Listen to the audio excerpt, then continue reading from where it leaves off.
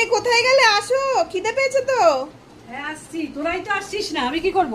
আরে আমার তো রান্না হয়ে গেছে কখন। খুবই গরম পড়েছে আজকে। হ্যাঁ প্রচন্ড গরম। কি করলে দেখ, আজকে?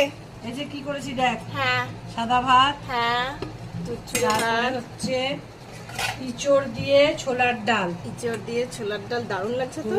তারপরে করেছি হচ্ছে গিয়ে কচুর শাক ছোলা দিয়ে, কচুর শাক ছোলা দিয়ে স্পেশাল মেনু। তারপরে ট্যাংরা মাছের ঝাল, ট্যাংরা মাছের ঝাল। আর এটা হচ্ছে একটা নতুন এটা কি জিনিস গো? এটা হচ্ছে কাঁকরোলের পুর। আচ্ছা, এটা কিভাবে বানালে একটু বলে দাও। কাঁকরোল, গোটা গোটা কাঁকরোল গুলোকে একটুখানি ভালো করে ছাড়িয়ে দিয়ে হুম, তারপরে ওটা মাঝখান দিয়ে ফাড়া দেবে।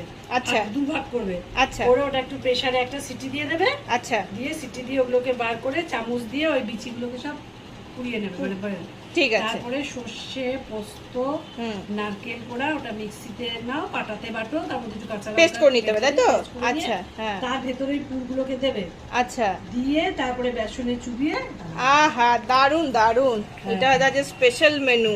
আর গন্ধ লেবু আছে। আর গন্ধ লেবু। এবার চলো চলে চলো এসো। চলো, খিদে পেয়েছে খিদে পেয়েছে। হ্যাঁ। চলো।